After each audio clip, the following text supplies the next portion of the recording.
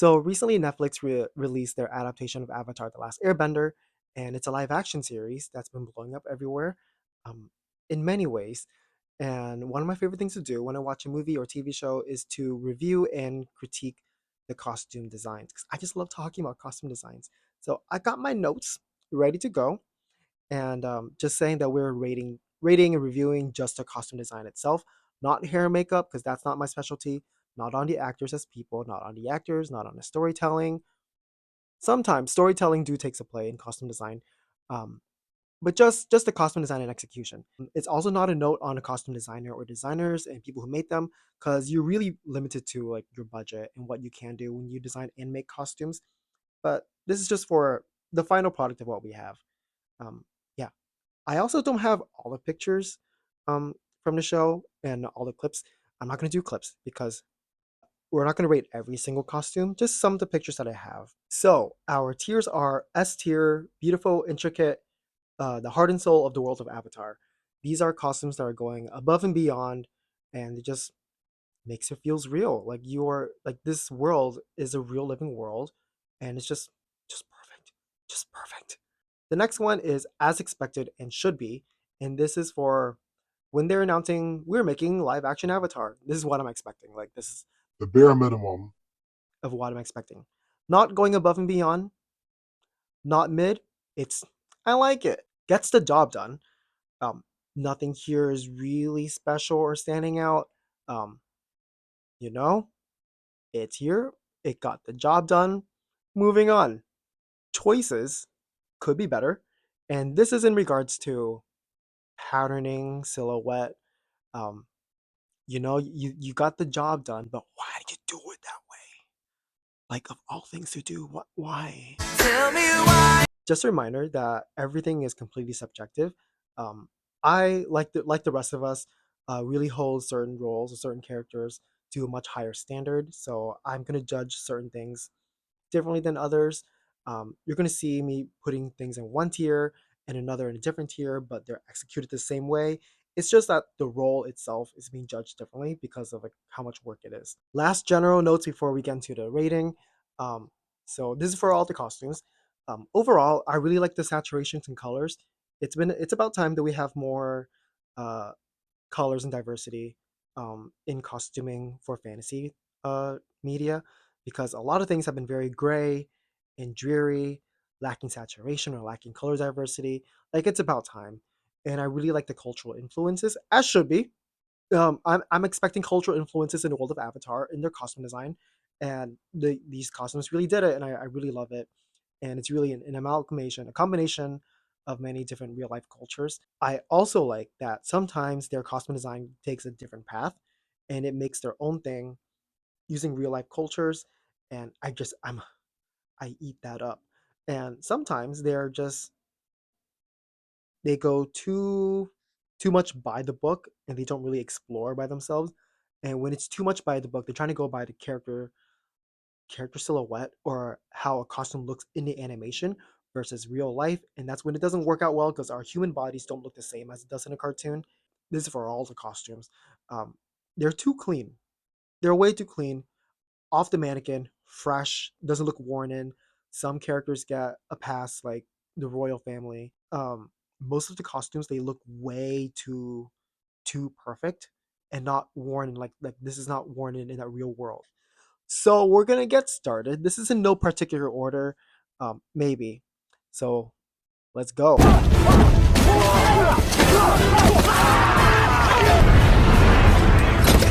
The first one we have is this random earthbender, um, from the opening of the show. The whole scene is dark, but I can tell what materials it's made out of, or like I can assume what it's made out of. Um, in the way it moves, the way like it's just I don't know, like it's putting me in that world. So this random earthbender gets S tier heart and soul because it really does. It's a random character, but he really puts me like I'm in that setting, which is a great opening. Good costume, good first start. The next one we have is Firelord Sozin, and I didn't expect this character to show up so early on. I just love all the details on him. Like it's just look at the textures. And the one thing about the Fire Nation that everyone's always talking about, like, oh, it's Japanese influence. It is also Southeast Asian influence. Like, yeah, the pointed shoulders are seen in East Asian architecture and clothing, but the specific curve of it is very Southeast Asian, specifically Thai.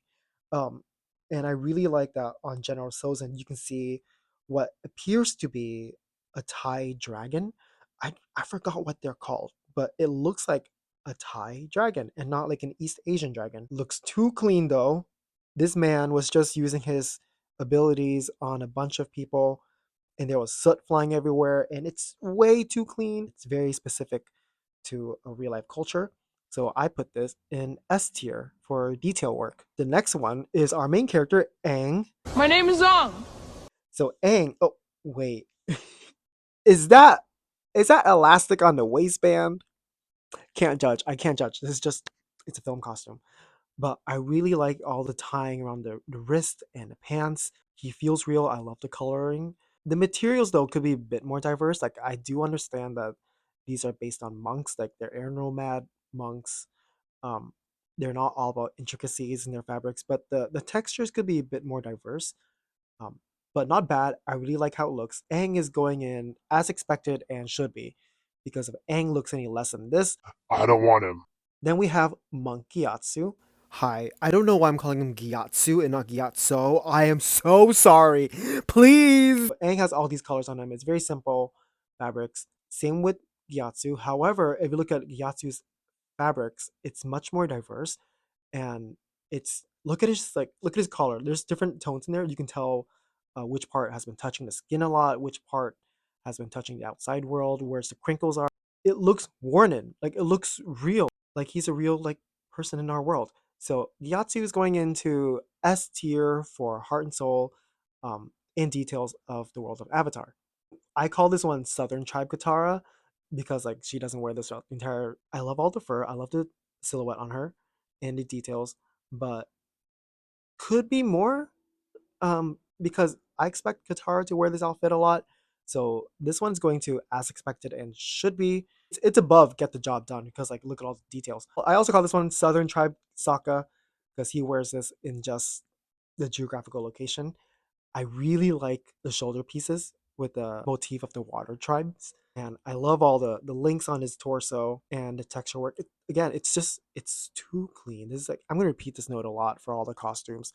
It's just way too clean for me. Sokka's gonna go into as expected and should be. And then we have Prince Zuko in armor. This is the costume that we see him a lot in this series with the helmet and then without the helmet. It really captures the silhouette of the original Zuko in the animation, and I just love all the texture work. In some pictures, you can see how worn out the armor pieces are. Not that they would be worn out because this specific group of soldiers he's with, they're not really fighting. But just something about it, it seems so real to me, and just it looks worn in. It looks great. So Zuko in armor is going to S tier for for the intricate details because I'm looking at the details and it's the weathering that's really great. Um, it's kind of low key as expected. Gran. I love the details on her shoulders, like on the fabric. I love the swirls, as expected and should be. Next is Uncle Iroh. This silhouette is different than in the animation. In the animation, he's wearing slight armor similar to Zuko. Here, they kind of went with a much more relaxed version of Iroh. I love the layering. I love the details on him. The texture is really good. It feels real. So this is going to S tier for intricate. So now we have standard Katara. This is what she wears for majority of the series, and I would say it's too clean. It's too clean. When we see it in the beginning, and it's really clean. Sure, yeah, they just watched it. But now, like when she's traveling on Appa, she's traveling to Kyoshi Island and all these things. Why is it so clean? Why is it so clean? Yeah, I get she's a waterbender, but where's the soap? It's not bad. I really like it. I really love the texture work. I love the gauntlets that she wears. This is going to, as expected, standard Sokka. It's the same as Katara. I would say this is as expected. Okay, so I'm skipping General Zhao.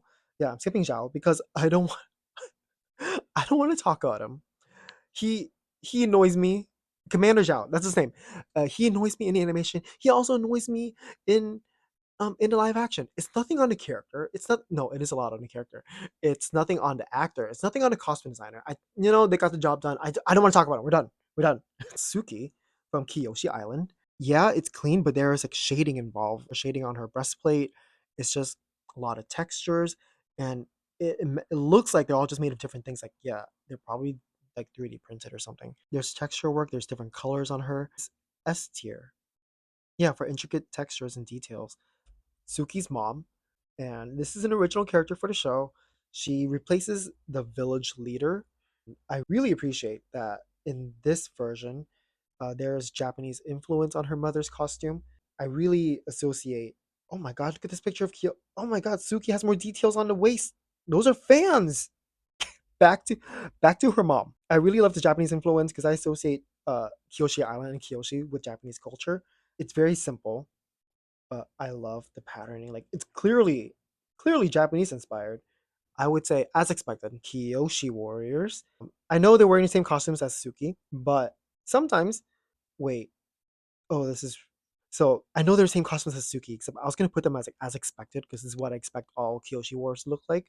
But looking at all of them, each person has a different headdress on.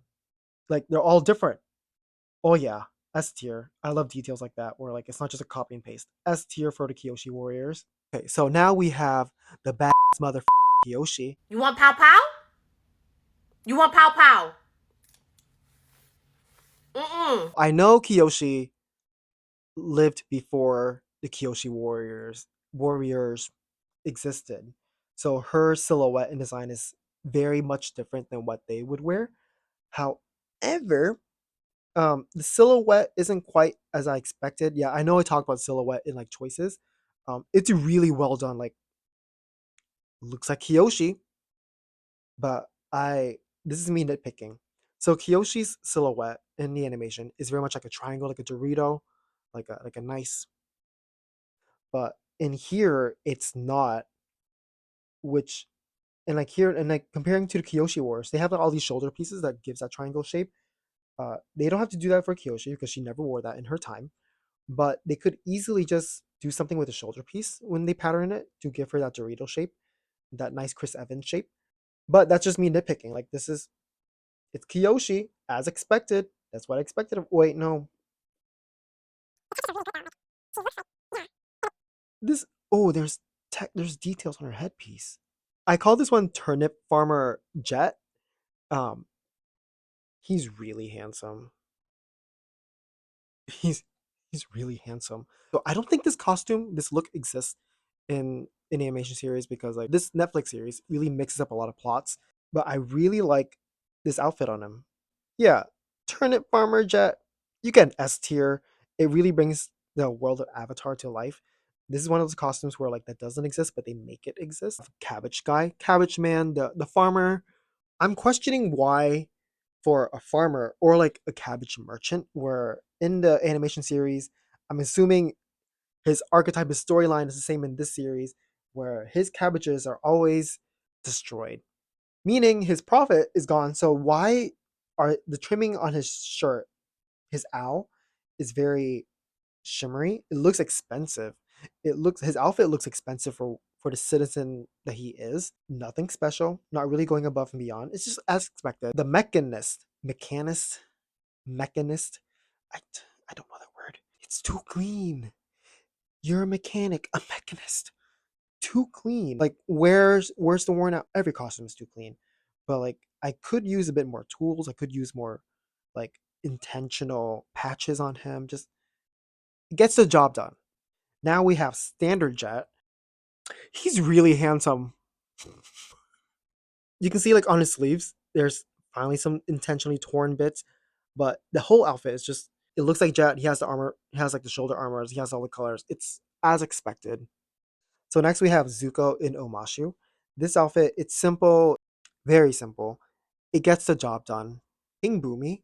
So in the Earth Kingdom, in Omashu, it is very, yeah, there are Chinese influences that you can see like in Zuko's outfit, but Boomy and like his inner circle is very Southern Asian inspired. So Southern Asia and Western Asia is really known for their rich textiles, and I really like that Boomy's wearing all of them. And like there's so much details on him in both outfits, and the silhouette is just right to the real life cultures that he's inspired by. So this is going to S tier for details and intricacy, and he looks like a real life king of Amashu. So this next scene, really took me by surprise. And I think it took most people by surprise. Um, in general, I'm going to talk about the scene in general. So I really appreciate that they have the characters in white because in our real life cultures, like in most Asian cultures, the color white is associated with mourning and death. Um, they could have easily gone the Western route of like, oh, let's have all the characters wear black because it's a funeral, but it's white and it's just like a real life touch. The closest thing I can think of is in Black Panther, for the funeral scenes, all the characters are all wearing white. Here, I'm just kind of questioning why the immediate royal family or like the second immediate secondary characters are all wearing white, but everyone in attendance is not wearing white, um, which to me doesn't make sense. And I really love that they took Iroh's silhouette. He has the same leveling in his shoulder, but it's less, it's much more subtle. Um, and I love that Zuko also maintains the silhouette of Zuko book 2 and 3, much more softer, the softer boy that we know and grew to love. So the funeral outfits for Zuko and Iroh is going to S tier. They're very simple fabrics, very simple silhouettes, but it just creates the world and makes it more real. June, who is a bounty hunter. When you say bounty hunter, this is what I'm expecting. She has like belts and leather straps around her waist, and the different textures of her that's like much more rougher fabric looks like suede. Is as expected. This is what I expect when I get. Wait, there's a skull on her. But the detail, oh wow, I really love that detail. S tier for me. This is storytelling through costuming. Fire Lord Ozai. When you say you're making Fire Lord Ozai, I'm expecting rich fabrics, not too detailed because he's not like a super intricate detailed person, but the fabrics are diverse. There's also yellows and golds to complement the red tones on him. This is what I'm expecting. He looks so good. Fire Lord Ozai, as expected. Azula. This is also probably considered Azula in armor. I really like all the textures on her. I love the diversity in colors. Not, we'll get to that. Details are great. Like this is the same kind of detail work that's on Azuko in armor. My only see, there's so much details on her as the princess of the Fire Nation, but this is when they try to go too much by the animation silhouette that it doesn't translate well on like a real person. On Azula, they could have easily just extend the lower half, like the waist below on like the first outer layer, just make it a bit longer. They could have extended her shoulders to give like that slight Dorito silhouette that would look so nice on her. They just didn't. It's just it's not a bad costume. It's Azula. However, it's not complementary to the performer. Yeah, this is choices. Choices. So next we have Mei, who's played by Talia Chan. See, it's also the same issue as Azula, where they're trying to get an animation silhouette and put it on a real life human body.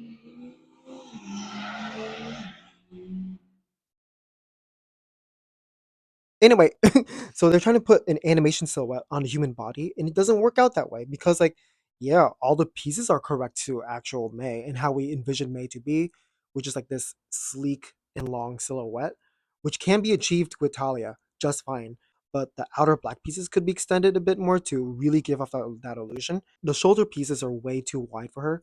Like, yeah, May has in animation has like this like giant shoulder pieces, but on a human body, it doesn't translate well sometimes. Here's a note for both Azula and May. So the collar is very much too tall for them, where it's the same size as Zuko's. However, not everyone's neck size is the same, and because it is way too tall, it really like hides their neck. It makes them look like this versus being like this, like a nice coup de crayon. So that's a thing. That's a choice with May and Azula. With May, they didn't close it here to give her that nice sleek silhouette that we all associate May with. It's open here, which creates a much more wider look on Talia. It's not a bad costume. It's really pretty. So May is going to choices needs more on the silhouette. It really props to Talia Chan. The internet really has been like dragging her down for what she looks like as a human being and insulting her using, "Oh, you're too fat," and all these things just to like really make fun of her. And it's not on her at all. It's also, I wouldn't say not on the costume designer, it's more like they're on a budget, on a timeline. But just how a person looks because of a costume doesn't mean that's give you like the right. And I also have a history um, of wearing costumes when I worked for a company where like hundreds and thousands of people online would call me fat for looking the way I am. And like that's not an insult, but like you shouldn't use it as one. Now she has like the entirety of like the film viewing world just to make fun of her. Um, and I don't like that. And she's great. So I know I said I'm not going to talk about notes on the performer, but really like when a costume design isn't hitting the way an audience want it to be, doesn't mean that you can insult the actual performer who's wearing it. I'm getting emotional. Next up, we have Ty Lee. With Ty Lee's collar, it really closes here and makes her look like long and nice, which is what May needed. So she has like the inner shirt and the outer shirt, or like I call it owl. So the outer owl has like all these ridges and like pleats on it. Really beautiful. I love the colors on her, and I love the sheer fabrics for her sleeves. It really gives off like that performer vibes. Could use a bit more saturation for both of her colors that are on her, but gets the job done. Agni Kai Ozai